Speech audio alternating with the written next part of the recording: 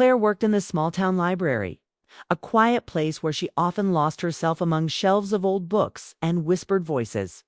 The rain outside tapped against the windows that afternoon, filling the air with the soft scent of damp coats and paper. She liked the calm, the stillness, and the way the world seemed far away inside those walls. She was busy shelving books in the history section, bending low to place a heavy volume on the bottom row. The shelves were tall and the space between them narrow. Claire leaned forward, steadying herself with one hand as she pushed the book into place.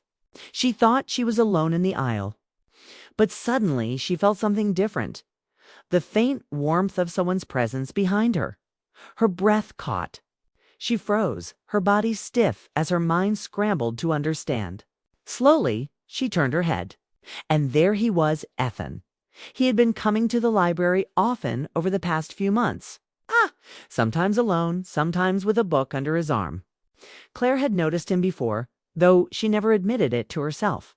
He was tall, his dark hair a little tousled, his coat damp from the rain outside.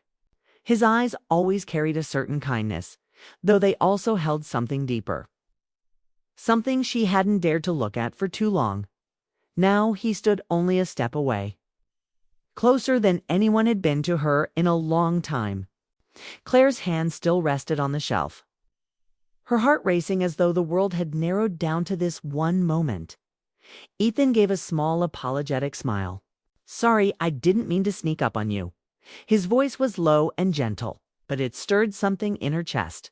She wanted to answer quickly, to brush it off as nothing, but her words stuck.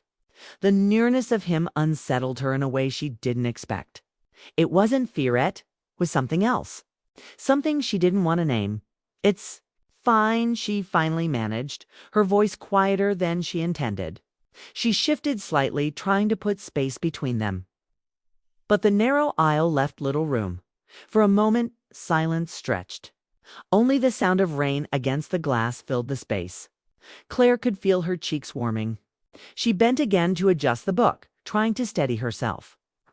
But her fingers trembled. Ethan crouched slightly to help, sliding the last book neatly onto the shelf. Their hands brushed, and the touch, though accidental, lingered in her mind like a spark she couldn't ignore. She pulled her hand back quickly, her pulse quickening. She glanced up at him, and their eyes met. The world outside the rain, the ticking clock, the quiet library all seemed to fade.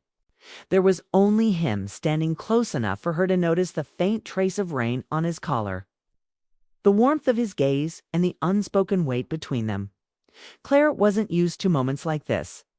She lived carefully, quietly, never stepping too far into emotions she couldn't control.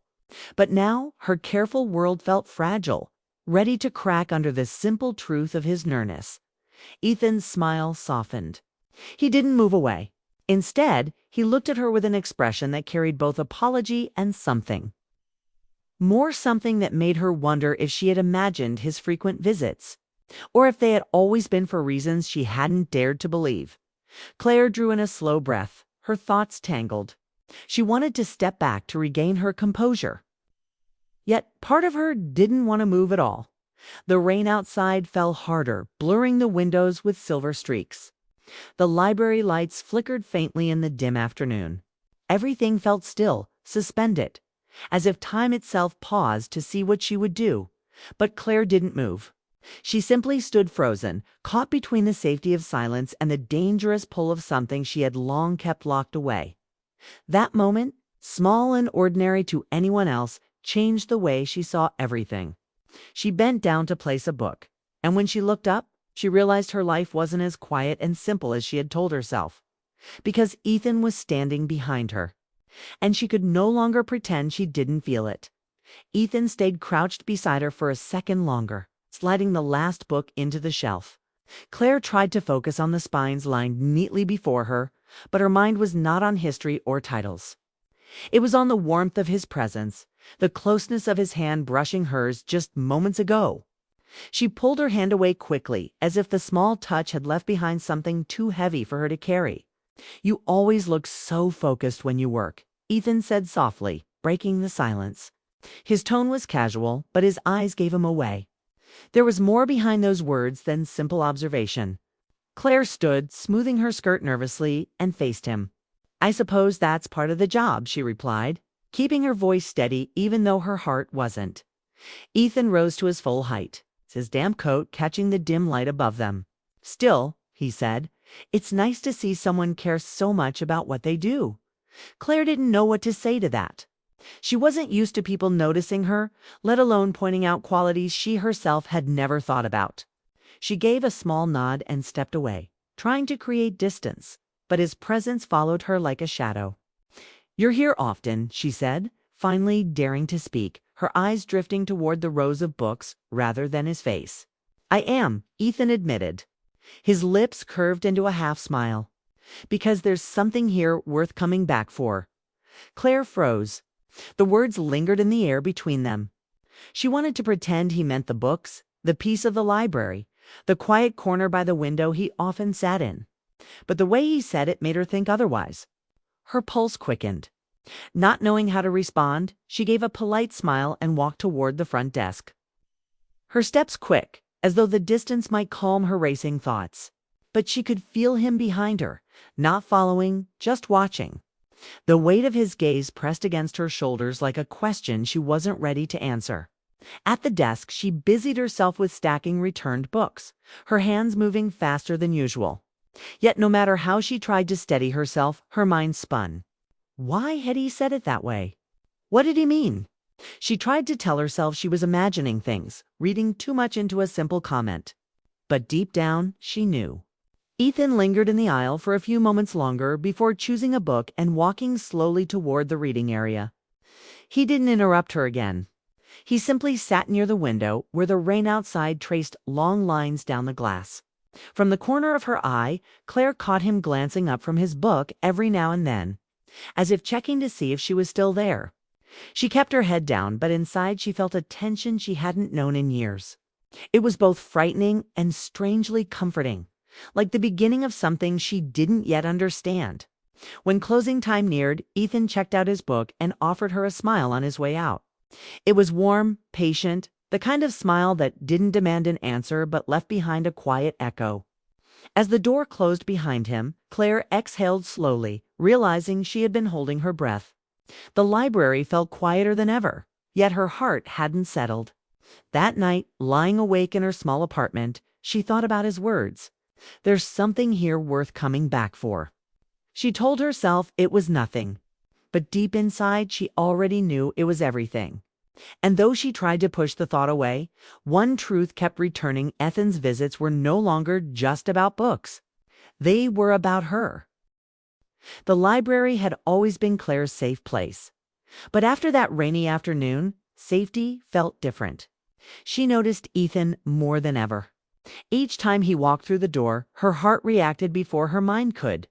His presence filled the room even when he said nothing. He always carried a book, but his eyes searched for her first, okay? And she felt it every single time. Days turned into weeks, and the tension only grew. Claire tried to convince herself it was nothing, that he was just kind, just a regular visitor. But kindness didn't explain the way his gaze lingered or how her pulse quickened whenever he passed by. She caught herself wondering when he would appear again. And each time she hated how much he cared. One evening, as the sun disappeared and the last readers drifted out, Claire went through her usual closing routine. The lights dimmed softly and the clock ticked toward 7. She moved down the aisles, gathering stray books, expecting to find the library empty. But when she turned the corner, Ethan was still there.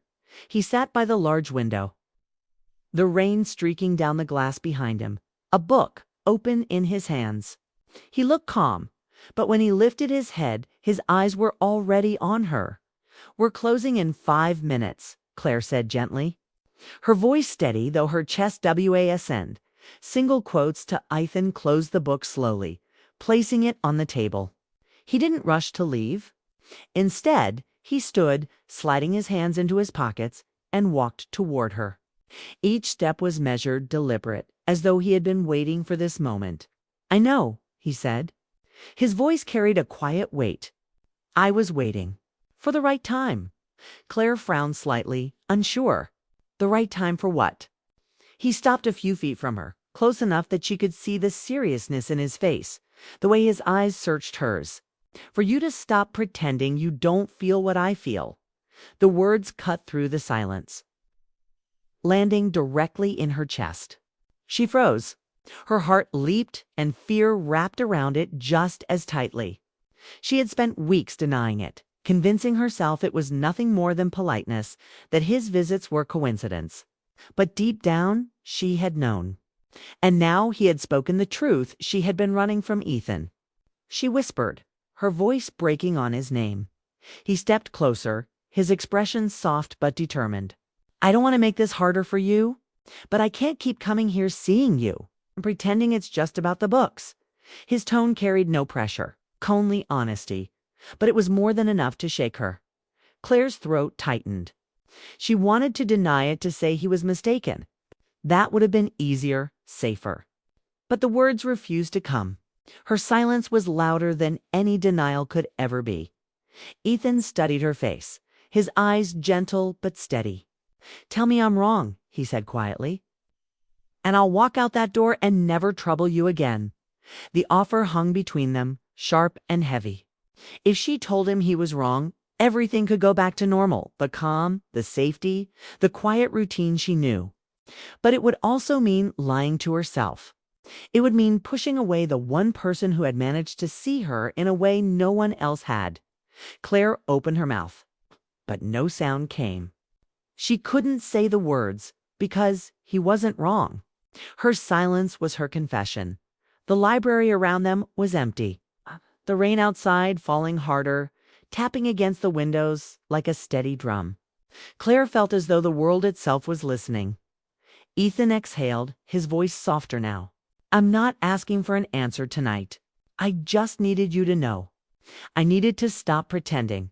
Her chest ached, torn between fear and something else, hope. She hadn't let herself feel this way in years. She had built walls, locked her heart away, convinced herself that a quiet, careful life was safer.